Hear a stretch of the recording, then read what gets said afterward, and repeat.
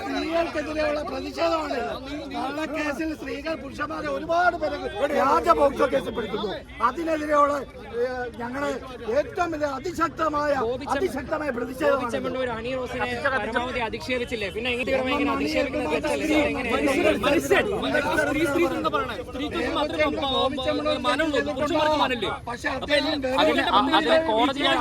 Equality പറയുമ്പോ സ്ത്രീകൾക്ക് മാത്രം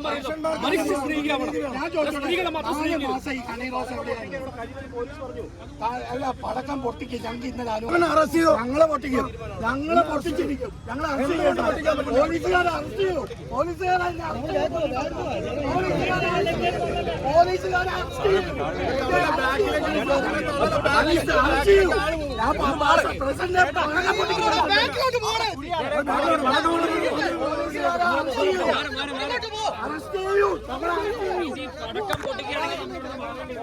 പടക്കം പൊട്ടിക്കാനുള്ള ശ്രമത്തിലാണ്.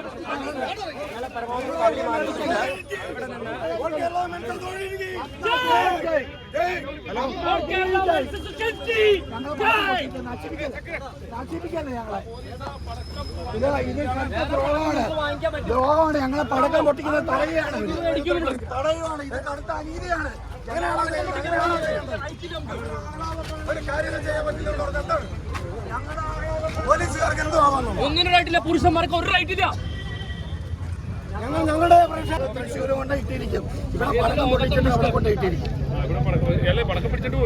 പടക്കം പൊട്ടിച്ചിരിക്കും. ഞങ്ങളെ പൊട്ടിക്കും. വേറെ ഉണ്ട്. ഒന്ന് പോയ 50 എണ്ണം പൊട്ടിക്കുകയാണ്. 50 എണ്ണം ഉറപ്പിച്ചു. ഞങ്ങൾ തീരുമാനിച്ചു ജയിലിൽ പോകാൻ തന്നെ തീരുമാനിച്ചിറങ്ങിയിരിക്കുക. അവര് ഇന്നലെ പറഞ്ഞു പൊട്ടിച്ചോളാൻ പറഞ്ഞ ഞങ്ങളോട്. ഇതാണെങ്കിൽ എല്ലാ പടക്കങ്ങളും നിരോധിക്കണം. ഇവിടെ ദീപാവലിക്ക് നട റോഡിൽ കൊണ്ട് പൊട്ടിക്കുന്നു. ഒരു ചൈനീസ് പടക്കം, ചെറിയ പടക്കം.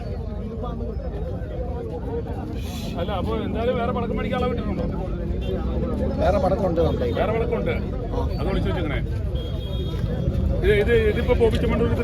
തൃശ്ശൂർ കൊണ്ട് ഞങ്ങളെ ഇട്ട് സ്വീകരിച്ച് അദ്ദേഹം വിളിച്ചിട്ടുണ്ട്. ഞങ്ങൾ അദ്ദേഹത്തിന് സ്വീകരണം കൊടുക്കാൻ പോവുകയാണ്. പോവാണ്. ഞങ്ങൾ വരാൻ ലേറ്റ് ആയതിന്റെ ഒരു ഇതാ. എല്ലാവരും ഞങ്ങൾ അവിടെ വെച്ച് തന്നെ ഇതെല്ലാം പടക്കവും പൊട്ടിച്ച് പുള്ളിക്ക് മാറി വിട്ടു. അയാളെ കേസിന് ഒഴിവാക്കിയെങ്കിലും അയാളെ ജനാധിപത്യ വിരുദ്ധമായിട്ടാണ് അയാൾ അകത്തിട്ടത്.